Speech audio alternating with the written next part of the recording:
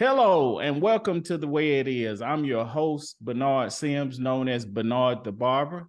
We thank you for tuning in with us. We have a very special guest on our first series of this Women History Month. There's no better person that we could have here to start off this Women History Month. This the author of this fantastic book that we'll get into, Home is Where the Birth Is, by Talise Xavier.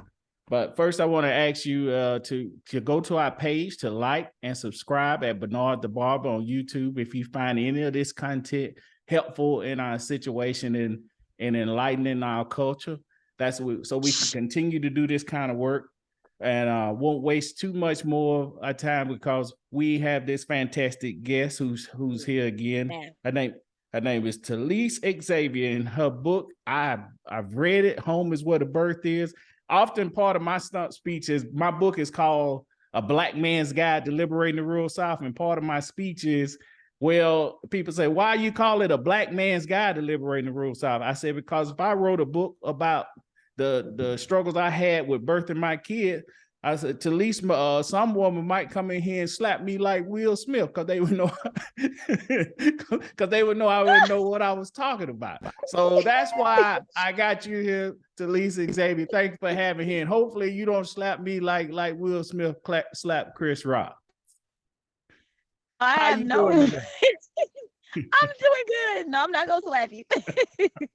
Okay, but hey, before we get into this fantastic book, I know it's Home is Where the Birth Is, and it's about, you wrote it, you had 6 kids. I know you have 7 now, and I know you probably got one future celebrity as an extra guest with us today. So we're just fascinated to have you here, but we want to start from the beginning and learn about your story about growing up. Where are you from and some of the things that you want to share with us about growing up?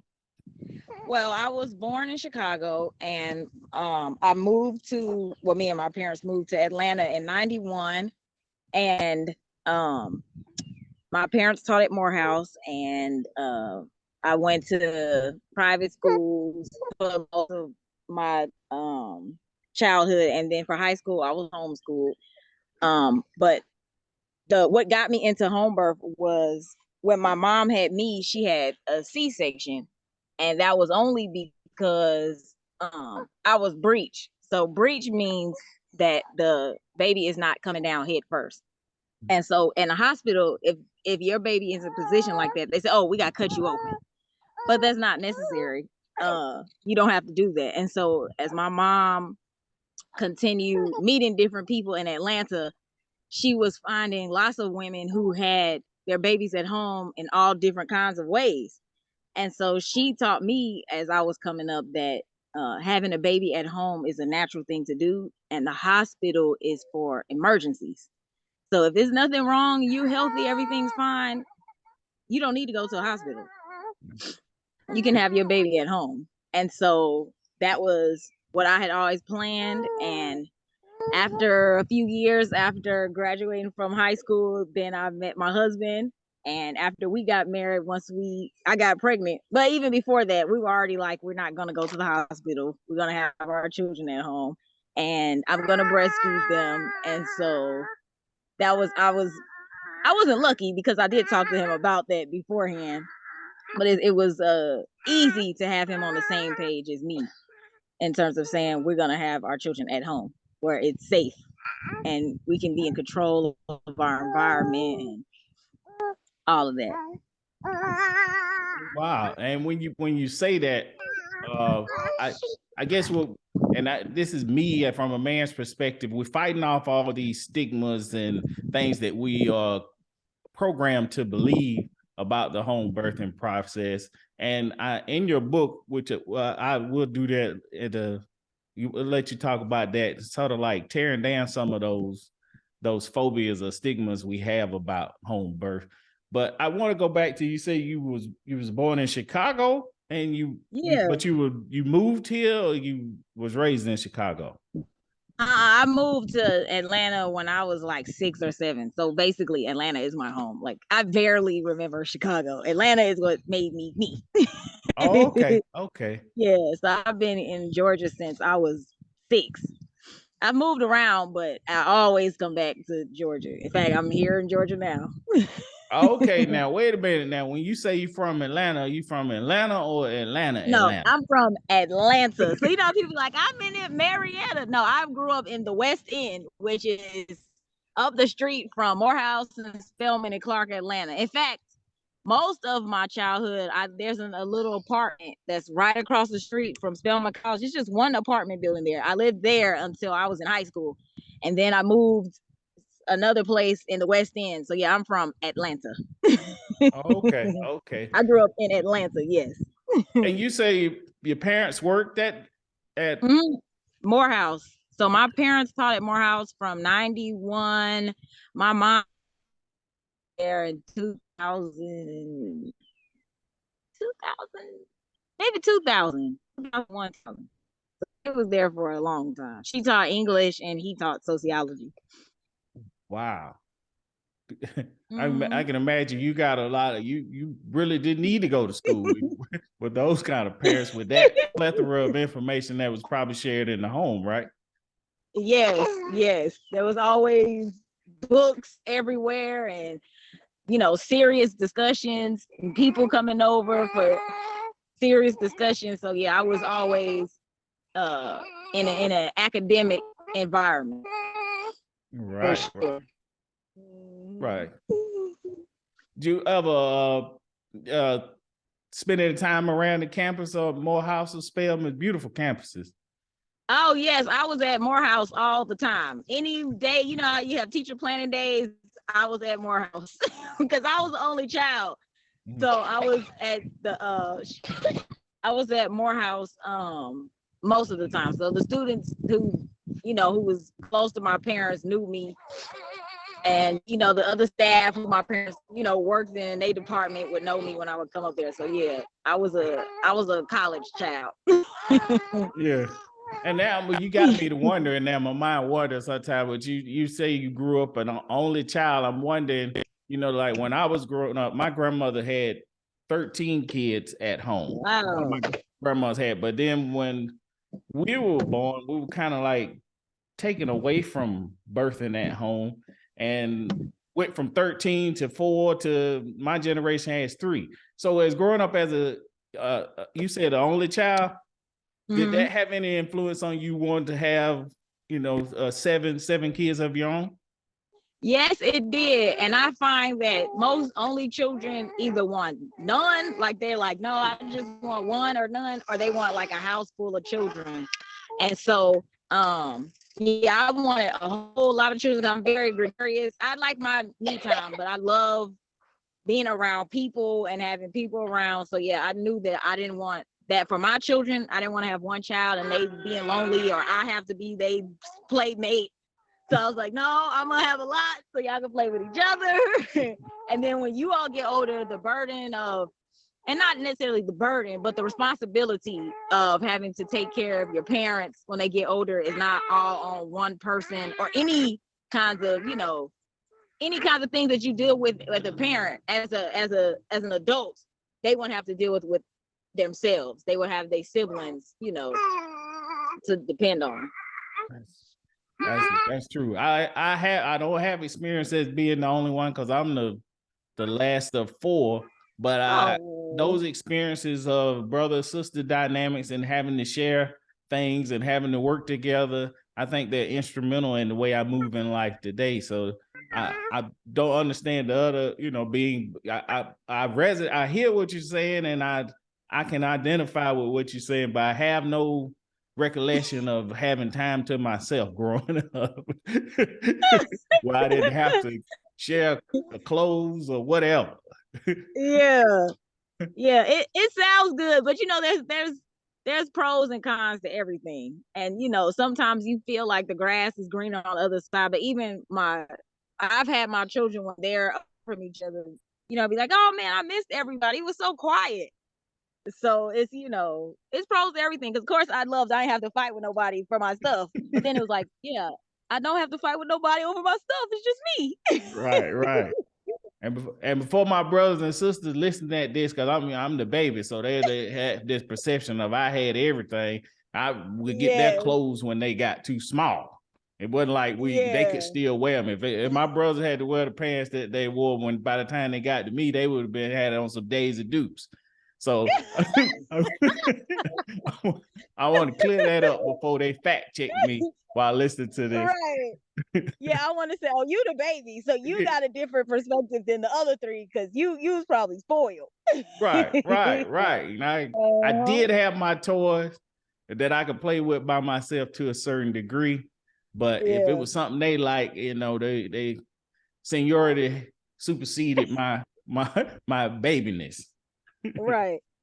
And I wanted to say something real quick when you were talking about men not having exposure to home birth. I know we're gonna get into it later, but I want to mention this real quick. My husband has a class dad's teaching about home birth, and because a lot of times men have the same we're all raised the same in the society, so men feel like the women are supposed to go to the hospital too.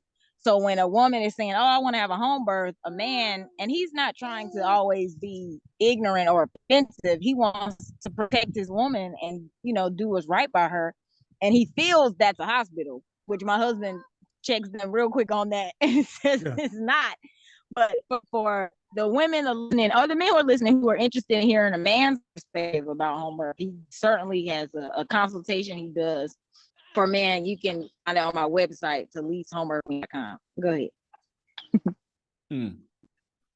Now that's interesting because you have a chapter in your book for dads, and I think part of the reluctance to step into those conversations to give you like we don't when like I had a cousin who was hungry and his wife was going in labor, and he had got off work and came in there and was eating food and she couldn't eat, and she turned into the Incredible Hulk on him. And it's like we in the barbershop, we talk about this thing. So we feel like that's a space that we shouldn't enter in, or else, my wife or a woman might turn into the Incredible Hulk on me. So we just stay away. But you're saying you sort of open the pathway for input and conversation. Yes, I'm a new age woman where I encourage men to be a part of the birth process, because I think back in the day, we had community. So it wasn't necessary probably during that time for the men to be in the birthplace. It was like he's working, the women, it's a bunch of women there who are helping it. But a lot of times now, people are separated. People are it's just you and your family. And, the neighbor is not no person that, not that you don't care about them, but you're not close with them. Like they could be in my birthplace where I'm having a baby, just like, hey, neighbor, and you keep on going.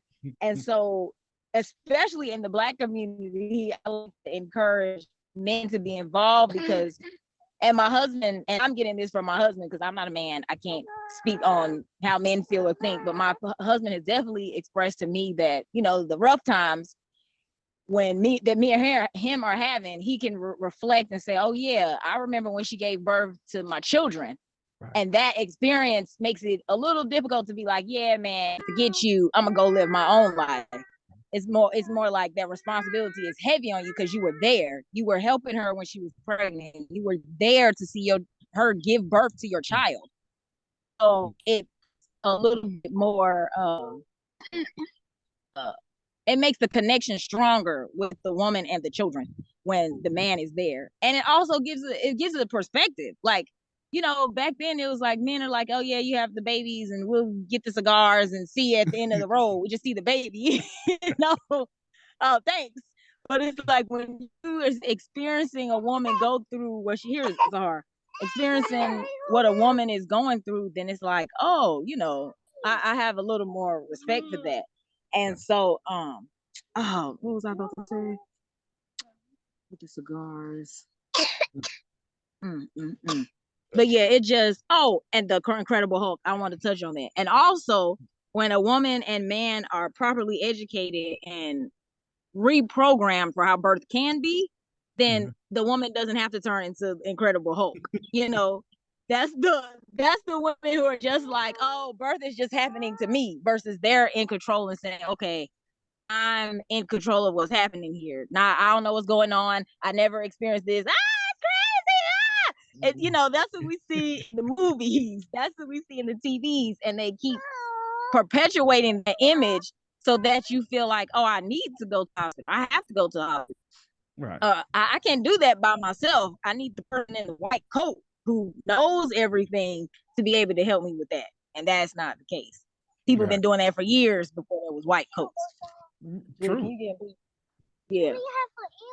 And like I said, both of my grandmothers had home births, and to the tune of 13 times. But by the time it got to us, it was like that wasn't even an option. And I read the book, and it's a fascinating book.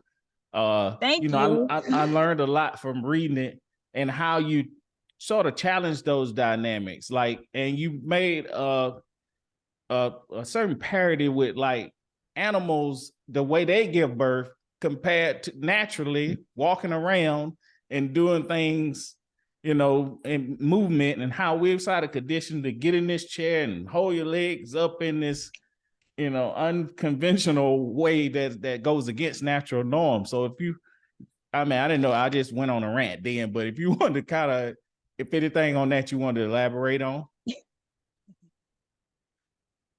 Oh, yes. Yeah. So to me, it never, even when I was young, before I really knew about birth, it never made sense to me. If you're just thinking about gravity, we all talk about gravity in school. Gravity pulls everything down to the earth. So if I'm trying to get something out of my body, I'll even say this. I never even thought about this. I'm thinking about this right now. If you're trying to throw up, right? Right. You're going to lean over so that can come out your body, right? Right. Right. If you're trying to get a baby to come out of you, you're going to bend down or stand up or help gravity to help you, not lay on your back. And can you imagine you're trying to throw up and you're laying down trying to throw up? That makes no sense. So it's the same thing when you're having a baby. You're laying on your back, putting your legs up, and then they're saying push, push, push. I mean, even as a child, I was like, that's just some dumb stuff right there. That's just dumb. But women are still doing it, and they're like, yeah.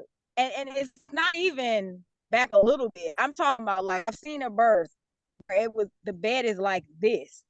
So they're flat on their back, and then they're saying, come on. Well, no wonder is she having a hard time. She's going against gravity. Right. So yeah. That analogy made a lot of sense to me, and I never thought about it that way. And it's good that you put it in simple terms to where a person like me can even a person like me can understand that. Yeah. That makes a lot of sense. Yeah, it does. Another thing that you did touch on in the book that was like, went against what I've been on a program to believe, is like, after a C-section, a natural birth was not possible, I thought. And you went into great detail about. So could you share a little bit of that about that before I mess that up? Yes, I can. I want to say this: if women have babies at home, how can hospitals get paid from that service? They can't. They don't make any money off of that. So if I say, and a C-section, I like to say, is like an upcharge. So, like, you know how you go to the fast food restaurant? Can I supersize you? Can I get, dessert and a drink? Okay, so it's the same thing in the hospital. So they say, oh, you want to have a natural birth? Okay, that's how much this costs. But if I can get her to have a C-section, it'll be this much cost. And then if I tell her she only can have C-sections after that, that's a guarantee for this right here. See, the hospital and doctors, all that is a business. It's not about helping anyone. The doctors are living just as long as everybody else, right? It ain't no doctors who 100 years old out here. They dying like everybody else. So that tells me maybe I shouldn't listen to your advice. If the medicine that you're giving me is causing me more side effects than the medicine, we've all seen the commercials. You got acne. All you got is pimples. But this can cause heart attack, stroke, even fatal in some cases. Well, dang, if I take this, I could die to just get rid of pimples? That makes no sense. But the thing is, they're relying on people to just say, oh, because you, like I said, have a white coat on, that whatever you saying is gospel. I have to do that. And so with the C-section, it's the same thing. If we tell you you can't have a vaginal birth after that, then that's guaranteed money for them. And there are countless women. I'm on Facebook and Instagram. I have multiple about it's called vaginal birth after cesarean. There's countless women who have had vaginal births after cesarean. So if you've had a cesarean section, do not fret. Don't feel bad. You can still have the beautiful home birth that you want to. It's possible. And I've always wondered, how is the two connected anyway? Like, I'm just getting a lot of thoughts while I'm talking to you. It's just like, what does one have to do with the other? You cut open my stomach. Like, what does that have to do with me vaginally giving birth to a baby? But anyway, they prey on people who don't have their thinking caps on. Right. Or people who have not even been exposed to other ideas or notions. Right. And that and also just kind of shift gears toward the book again. You talked about giving birth at home and giving birth naturally to twins. Yes, I did. And they were both breech. So Wow. like I said, breech means, so the first twin came out hiney first, and then the next twin came out feet first. And so the thing is, a baby gonna come out. If everything is fine and normal, the baby will come out. And even with twins, we've been programmed to say, oh, you having twins, you got to have a C-section. You won't be able to be full term. That's not true. I was full term and I had twins, and they both came out breech. So the thing is, just we need to keep exposing our personal stories to show that what they saying is not always the case and true. You can go full term having twins. The thing is, we've been told, oh, you got to eat for two now. You got to eat when you get pregnant. And that's not necessarily the case. So if you've been eating so much, now your babies are huge. So you may struggle a little bit having a big old baby because you're sitting here thinking, oh, I need to be eating so much. You don't got to eat that much when you're pregnant. Like, you don't got to overeat just because, you have a baby. The baby is getting the nutrients it needs from you, from what you're consuming. Right. So, I want to knock down that misnomer that you got to eat as much as a house just because you're pregnant, or even you having twins. When I'm with all my children, when I'm pregnant or breastfeeding, I eat 2 times a day. When I'm not pregnant or breastfeeding, I eat 1 time a day. I'm not dying. I'm not sick. My children eat 2 times a day. They healthy. I don't look unhealthy. I've never seen a picture of me.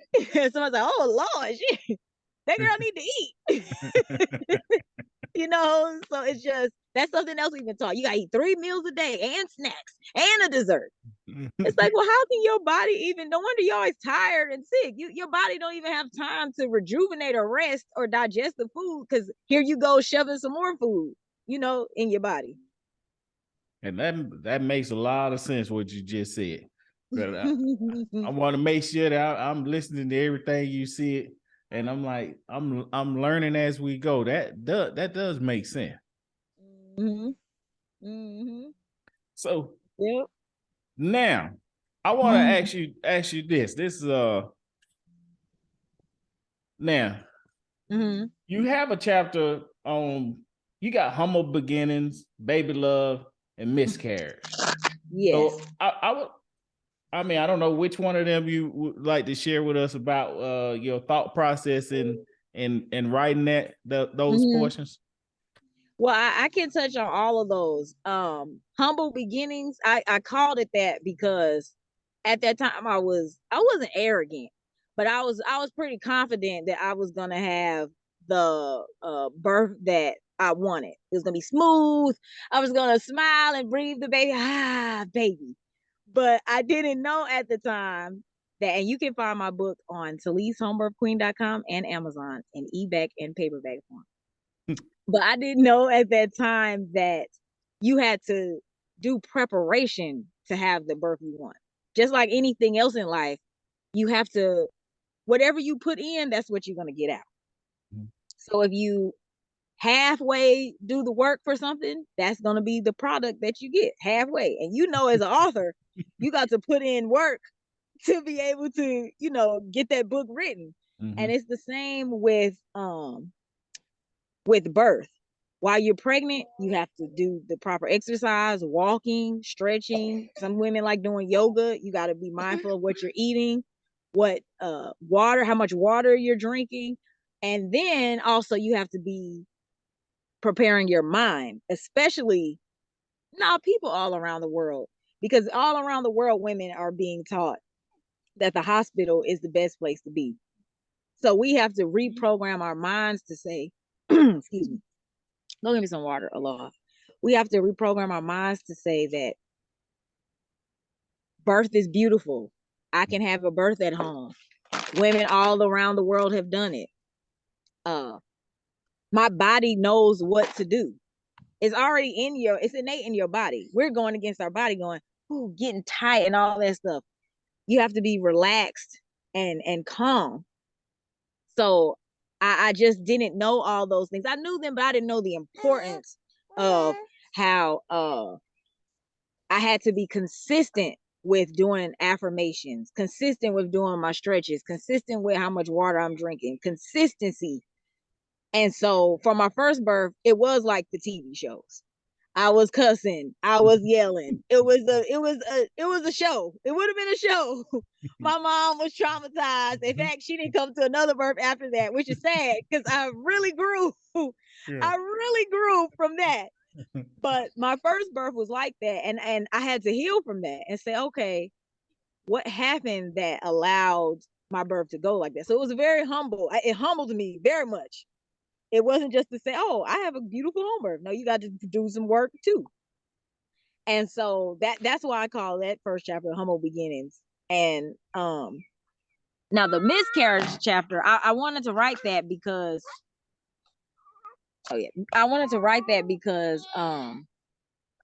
it's kind of a taboo topic, miscarriage. It's kind of like a shh, we don't talk about that, But the reality is most women do have miscarriages. It's pretty common. But for whatever reason, I guess because it's kind of a sad thing, people don't like to talk about it. But unfortunately, when people don't talk about it, then the women who it happens to usually feel kind of alone. And people are just like, oh, just get over it. You'll have another one. And that's not necessarily the right way to heal from that all the time. So in that chapter, I share with, first of all, women who, if you didn't want the baby, don't feel bad if you lost the baby, because that's something that's not talked about either. Everybody doesn't want the baby that they're pregnant with, and so if they lose them, it's okay to feel happy that happened. I'm being honest. People don't talk about that.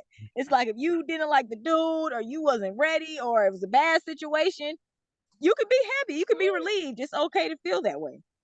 But also, if you wanted it and it was a traumatic experience, my children are out here with me. Oh, that's fine. That's fine. That's what this is about. Hey, give me that, please. Give it to me. Thank you. Yeah, so I also talk about how you can heal. I also talk about how you can heal from that. So I suggest, and I think this ritual is good for any situation. I say you can write it down and get it all out, right? All your feelings, the emotions, the whole entire experience, and then you can burn it. Or you can go to a body of water and put that in the water, same process, write it down and then put it in the water and release it. So, it doesn't take away the experience, but it does help you not have the emotional pain that goes with it. So I wrote that chapter for women because sometimes it's years and years later. It took me years to get over my miscarriage, that people are having the emotion, the pain, and that sometimes will affect future pregnancies. So I just want to help women to be able to heal from that. And the second chapter was about my first son. And so that was just, I didn't know with any of my births what I was having, but when I found out I was having a son, I was super happy. And it's just all my pregnancies were different because even though I had a midwife and a doula with that pregnancy, it was a different midwife. So it was a different experience. And I definitely am thankful to have her because she helped me heal from my first birth experience and to be like, it wasn't your fault. You didn't know any better. Because a lot of times, women like to carry that and say, so bad, it was so bad, it was so bad. And people in general. But in order to move on in life, sometimes you got to heal and say, hey, you didn't know no better. You was ignorant. You just didn't know any better. So instead of dwelling on, I didn't know any better and it was bad, say, okay, it was bad, but how can I do better next time? And not that my first birth was bad. It just didn't go how I expected it. And so how can I do better and keep improving in my life? Now, I know you say you need some water, so oh yeah. So I'm gonna add my 2 cents in, my observation of while you take a drink of water. I know in society, I'm learning more from listening to like Maya Angelou how powerful words are, and I know in our culture, I've developed a resistance sometimes to some things that we accept in our culture that are said. So many times when somebody has a miscarriage, we'll say she lost the baby. And I'm like, nah, she, this is not like she took the baby to the mall and went, out to the car. This was a natural, experience that we all are suffering from. And it's not somebody's fault. It's almost like it's almost like blaming the person for the miscarriage. And I just wish we could tailor our language to a more sensitive way of speaking to each other. If I said that with innocence. No, I agree 100%. It's just I never even thought about that, but yeah, she just lost it, and it is kind of like put on her. Right. It's like, oh, she's a baby. Well, maybe it was nature. Like I do mention that in the book where it was, nature happened because it wasn't going to be a good thing if the pregnancy had continued.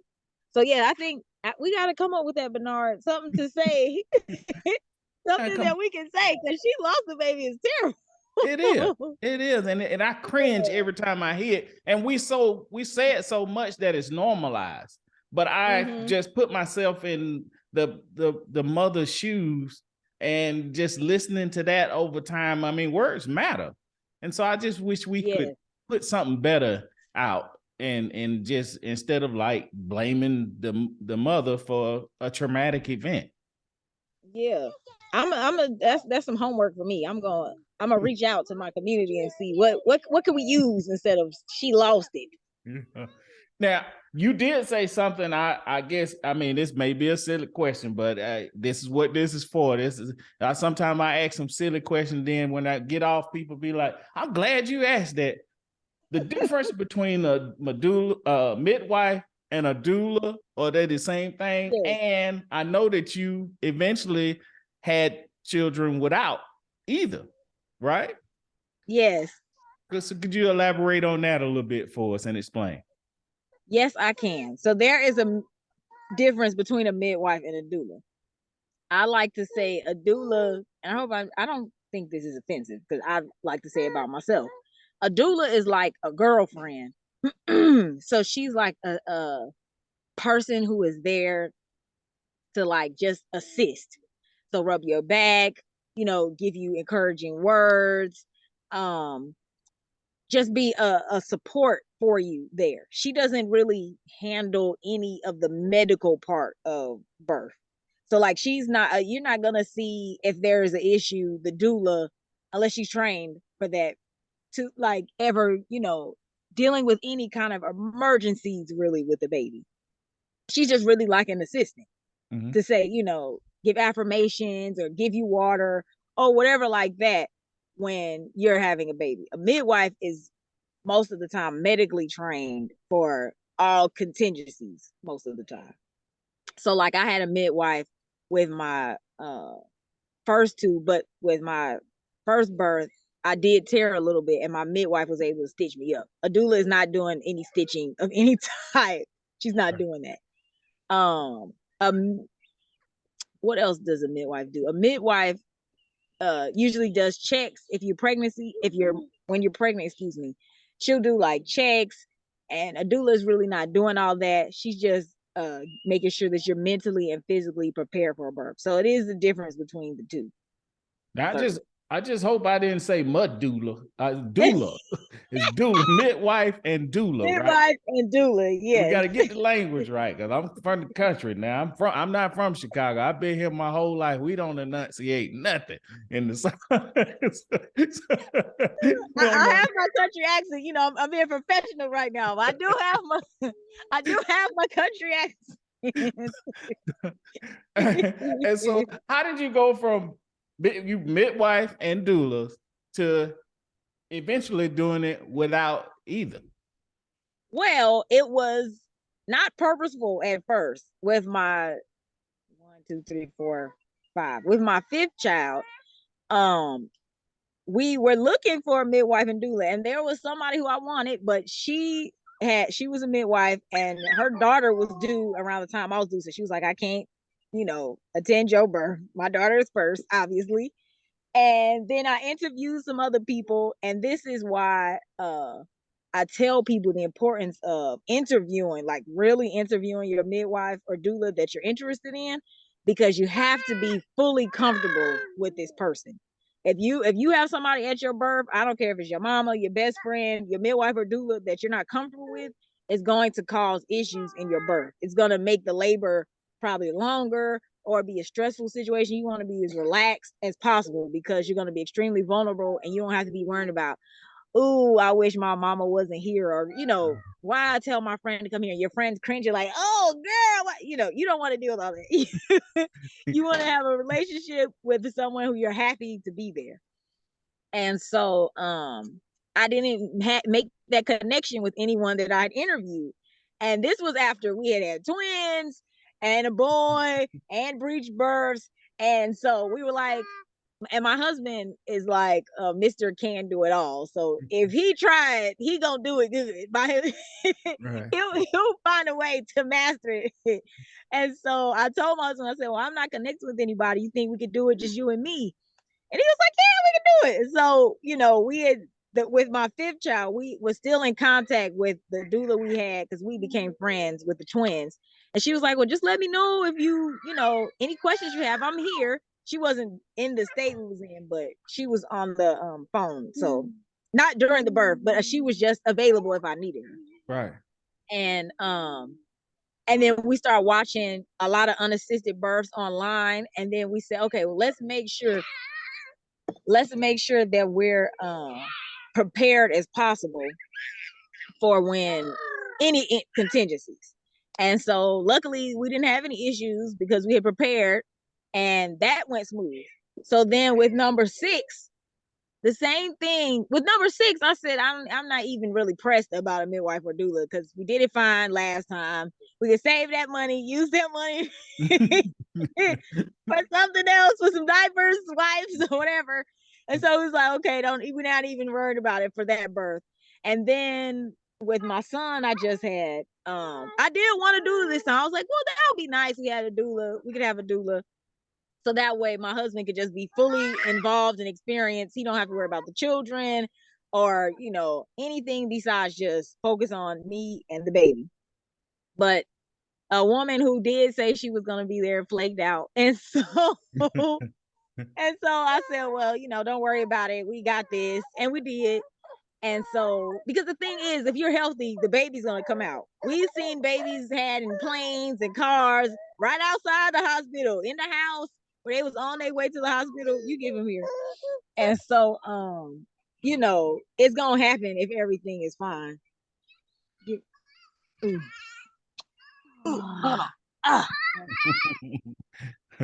And so, yeah. Okay, sit down. No. Go inside. Go inside. It's like when you get on the phone, everybody want to turn up. I'm so just, sorry. I'm sitting here thinking about when you said the doula flaked out on you, and then I said mud doula, I think, and I bet people thinking that was Medea at your birth. No, no, no, no, no. Medea, not Madu, but Oh doula Lord, Medea. yeah, neither one of them. Oh goodness. Her Medea will flake out. Oh Lord, yeah. So yeah, that's how those came to be, where we had our children at home and just me and my husband. So it started off accidental, and then it was on purpose, and then it was on accidental purpose. Mm-hmm. Well, I know your husband sound like he deserves a lot of credit in this process. Let me beat my chest a little bit, because men don't, this is not our area, but we so often get. He was not there doing nothing, but he seemed like he was an integral part of this process. Oh, my husband was very hands-on. He is very supportive during all of my pregnancies. Like, even months later, after the children are big, I still tell him thank you for being there, because he didn't have to. There's a lot of men who ain't, and so I recognize that, and not that it's something special, he should have did that anyway. To me, it is special, and even if someone's doing something they should have did anyway, I think you still need to appreciate people and show them gratitude for that. And so with all my pregnancies, my husband satisfies my cravings, and gives me massages, and helps with the other children, and lets me help get rest, and helps with just whatever I need when I am pregnant. And then after when I'm in labor, my husband is there. My husband has not missed any of my births. He's right there, whether he's in the pool or he's right next to the tub. He's caught some of the babies. He's cut everybody's cord. He's very verbally supportive when I'm giving birth. He's like, you can do it. You're strong. I'm so proud of you. So I definitely look to him as a supporting person, and during my births and afterwards, he's extremely supportive, because he understands the importance of me resting after I've had a baby. And I'm not just talking about a couple of naps. I'm talking about for weeks, to say, okay, you got to get your mind and right, and the baby's breastfeeding is a whole new thing. Even when it's your seventh child, it's still a new experience and dynamic when you're having a new child. So he's definitely helpful with that, helping with, he don't cook, he don't like to cook, but he will. And now my daughters can help cook, but he will help give food, or he'll help with the other children, or just whatever that I need. He's very, very instrumental in all of that. So my hands is occupied, my other hands occupied, but I definitely applaud him and put him on the highest pedestal, and try to personally, privately, and publicly big him up, because I think he's a good example for other Black men, especially Black men, to be like, you can do the right thing by your woman. You made the baby, you can step up and help and take care of it. Right. And so, goodness gracious. So, hey, but I know I wanted to ask you about water birthing. You did that for each child, or is that just something you did in certain situations, and why? Okay, I did that I had the pool and water, in a tub for everybody, because I wanted that on purpose.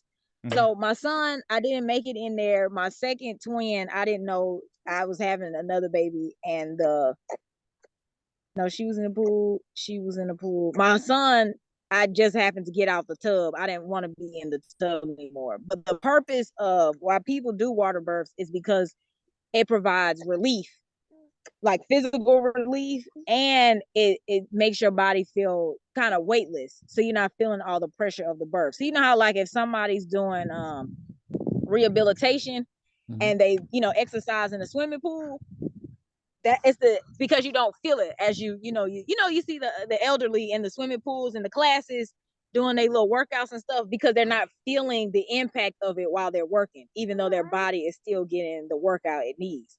So it just relieves pressure, and it makes you feel better, honestly, because like even after I got out the pool, I feel so heavy. Like I have to get helped out of the pool because it's like I haven't even felt the weight of everything for however long I've been in there. And so can't talk. Okay, go sit down. And so and so that's why I've chosen to do water births, because it makes me feel better during labor, honestly. Now, want to definitely touch on postpartum, if I'm pronouncing that right, and the importance of breastfeeding from your perspective. Oh yes, that's one of my favorite topics. The aftercare, like that doesn't seem, especially in America, it doesn't get much exposure. It's just kind of like, oh, you had a baby, get back to work. And that I'm serious. It's right. Like women have gone back to work after 3 weeks of just giving birth, or the next day, they gave birth and they up and moving around the house. Your body has gone through such an experience of all your organs being moved around, and it's a new baby, and you're breastfeeding if you are, and it's a very draining experience. You're pretty exhausted. You're not getting proper sleep. Like, not that you was getting the best sleep when you was at the end of your pregnancy, but now, you're waking up to make sure the baby's breathing, to make sure the baby's eating right. So it's like you're not getting proper sleep, which is important for your mental health. I remember looking up the issues that come along with not getting proper sleep. You can't think, it affects your thinking, like, honestly. And so it's like, but you're being told you need to go do these tasks and do these things. And so I encourage women and say, hey, you really need to be off your feet for, I like to say, 6 weeks. Now that's difficult for some women because they like, I got things to do, and I understand that. But I say, hey, try to hire you some help. When you at the baby shower and they like, what you need? I need diapers and help. Right. And that's what I told women about. It's an app called the Meal Train. And basically it allows you to sign up people for bringing meals or doing chores or, helping with the children or whatever. And so that's what's really needed after you have a baby. You don't have to be worried about, meals or anything like that, or having your other children take care of. And I also encourage women, if you don't have a support system like that, to freeze you some meals. Go ahead and do your own meal prep and planning. Go ahead and start finding you a nanny when you're pregnant. You don't have the money for that, start saving money. You got 9 months when you're pregnant. It ain't like you got pregnant and poof, the baby come next week. You got 9 months to find, the local old lady who loves little children, who could just sit there while you just take a shower and get back into bed, because you could really damage yourself by doing too much too soon. And I've heard a lot of women talk about they had stopped bleeding after the baby came, but then they started being busy again, and then they started bleeding even worse than before. So it's an important thing that you take the time to let your body heal. And I know even just 6 weeks seems like so much. It's really not. Like, it's really not. And then I encourage women to breastfeed because it's so beneficial, not just for the baby, it's beneficial for the mother as well. So of course it's beneficial for the baby. Your body is making the perfect milk just for your particular baby, based on when the baby is breastfeeding, and a lot of scientific stuff. Your body formulates the milk so that it's perfect for the baby. So like, let's say your baby is sick, your breast milk will change so that it has whatever it needs so that the baby can get healthy. People don't know stuff like that. So that it's not just like, oh, it's just everybody got the same milk. It's different milk for different babies. Right. Also, it helps you to lose weight. No, it's not a slim fast where poof, you're gonna wake up and be back to your size pre-baby. It takes time. but it does help with that. It helps get your hormones back to normal. So a lot of women who deal with postpartum depression, they have they're not breastfeeding. But that's a beauty. It makes you feel good, and it also helps regulate your hormones back to normal. It helps your body contract back to its normal size. And my favorite thing for people who, if you don't care about none of those things, and also it helps your baby be smarter and healthy. But if you don't care about none of those things, it helps your pocket. Sure. Formula is expensive. Remember the formula shortage that just happened? All those women who had all they needed right there on their chest. They crying and struggling and sad. And you didn't need that formula. The formula causes stop. I'm sorry. Okay. The formula causes a lot of babies to get sick and they're gassy and they like, I don't know what's wrong with my baby. Oh, you feeding it something that's not made for its body. Even the formula where they say, it's most like breast milk. It's not. It's not breast milk though. It's not. It costs a lot. And you got to prepare it. When I'm laying in the bed at night, I don't have to get up one time. I roll from side to side and feed my baby and get as much sleep as I possibly can. Meanwhile, some women are up having to get up, go make the formula, measure it, stubbing their toe on the way to the kitchen, shaking it up. And it's like, I understand people like, well, other people need to help feed the baby. It's like, well, you can pump. Like, you can do the same thing with pumping. Like, you don't have to use formula. But also, again, the formula company is connected with the hospital. It's a lot of pollen out Yeah. there. Excuse me. Let me add my 2 cents in about breastfeed. With my wife, I noticed like with my wife, the baby, when she would pump and I would get up to breastfeed and not breastfeed, but the feed in the bottle, I'd have to warm it like you said. And then because I didn't smell like my wife, sometimes the baby wasn't as receptive to it. So I learned a trick to put on my wife's shirt, and she's a small, petite woman. So I'm running around the house looking like an overweight superhero. I was a black hamster.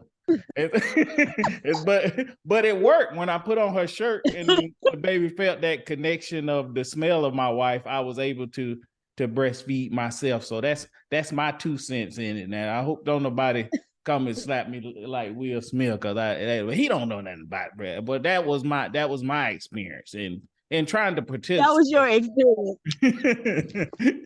Trying to participate. Yeah. So yeah, that's fascinating stuff. I learned a lot from following you and reading this book. I encourage everybody to, because it's just so much information in there that it changed the way that I, foresee my own experience of, thinking I'm on the outside, and you had a part in there for dads, and it's just the breastfeeding, and I think we about cover everything in there. But I just encourage people to support this work and what you do so much, because it's it's instrumental in learning, birthing. Nobody would be here to listen to this podcast without being birthed. And so is there any how can they follow you and support your work and continue learning from you as I plan to do from this moment on? Well, that makes me so happy that I what you saying, and I like to connect with people. So if you are trying to connect with me or see what I'm posting or follow me, I am on Instagram, Talise the Homebirth Queen, and then I am on Facebook, Talise Homebirth Queen. I also have my website, TaliseHomebirthQueen.com, where I have home birth classes, and I have videos about home birth and breastfeeding and proper postpartum care. And then on my social media pages, I try to always post videos on videos, and like now I do lives, but videos or memes where I'm sharing information about pregnancy and breastfeeding and proper postpartum care. So you can follow me at on those two pages, or come to my website and message me. I try to message people as soon as I can, because especially if they're pregnant, because I want them to be prepared as soon as possible. If you're not pregnant, I would definitely suggest that you go to my pages so that you can be prepared. It's better to be prepared.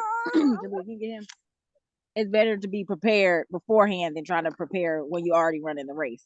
But I also have my book, Home is Where the Birth Is, the stories of my 6 home births and how you can do it too. It's been 7 now, but at the time it was a 6.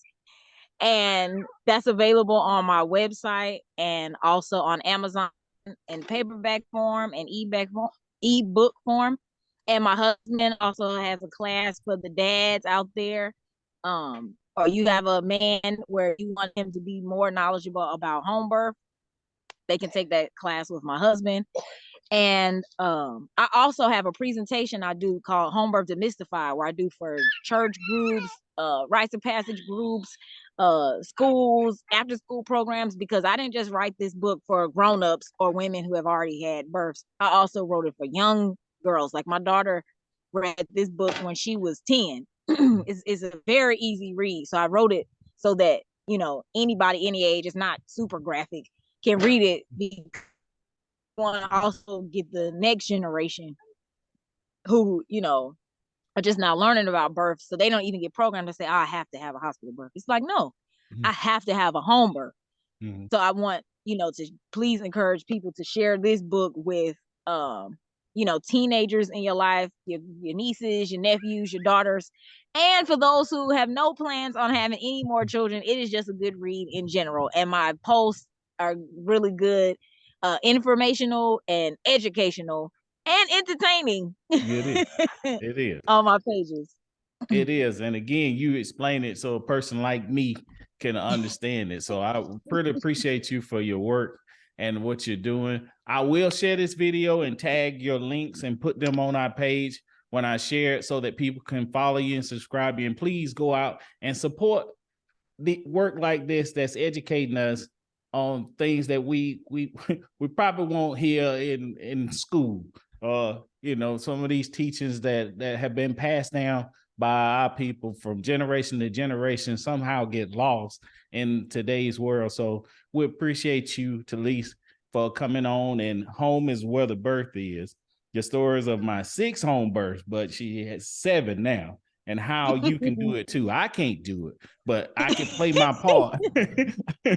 Yeah. I can play my part, be like a husband, and learn how to be a supportive dad. Now, thank you so much for your work, and thank you for joining us, and thank your entire family. I know this is a sacrifice to take time away from things that you got to do when you got to do them. So I just really appreciate you for taking your time out to enlighten us today. Well, thank you for having me. I really enjoyed myself, and I hope that your book and my book is just goes viral and spread, because people need our information. Our information needs to be shared. Right. So thank you again for having me. And All Home is Where the Birth Is. Home is where the birth is. And thank you for having us again. If you have not yet, please support this young, beautiful author, Talise Xavier, and support our podcast, BarnardTheBarber.com. You can go there and go to our YouTube page, like and subscribe to our channel, and follow us. I will have content like this to help us learn from each other as we go along the way. But that's my time, and that's the way it is. And thank you all for tuning in.